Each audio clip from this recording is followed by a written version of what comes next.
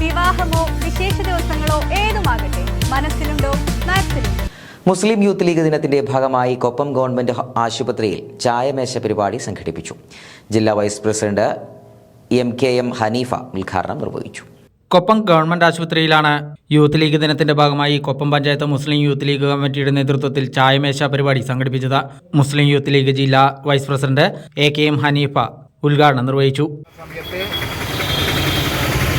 അന്നത്തെ ഗവൺമെന്റ് ആ പാസുകളെ ഇല്ലാതാക്കാൻ വേണ്ടി ശ്രമിച്ചപ്പോഴാണ് അന്നത്തെ സംസ്ഥാന കമ്മിറ്റി പ്രിയപ്പെട്ട മജീദ് സാഹിബിന്റെ അടക്കമുള്ള നേതൃത്വത്തിലുള്ള ഒരു കമ്മിറ്റിയാണ് അന്ന് എല്ലാ കലക്ട്രേറ്റിലേക്കും സമരം ചെയ്യാൻ പറഞ്ഞത്.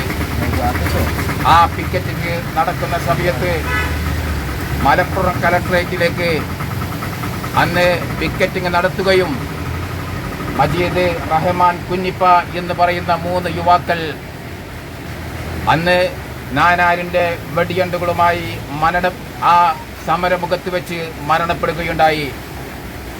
ആ ദിനമോർത്തുകൊണ്ടാണ് പ്രിയമുള്ളവരെ ഇന്ന് കേരളത്തിൻ്റെ ഉടനീളം എല്ലാ ഹോസ്പിറ്റലിൻ്റെയും എല്ലാ ഗവൺമെൻറ് ഹോസ്പിറ്റലിൻ്റെയും മുന്നിൽ ഈ ചായമേശ എന്ന ഇന്നത്തെ പരിപാടി നടത്തുന്നത്.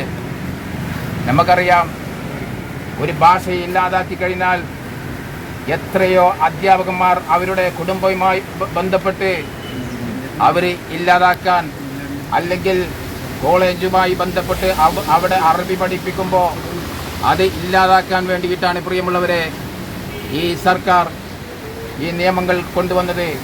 PTM ഷഫീഖ് അധ്യക്ഷനായിരുന്നു. CP Musthafa, MTA Wahab, Kallingal Musthafa, KV Shamsudheen, PK Muraleedharan, Rafi Edathol, Nasarudheen Melmuri, Azhar master, Shahul Hameed Darimi, Majeed Karinganad, C Shafeeq തുടങ്ങിയവർ നേതൃത്വം നൽകി.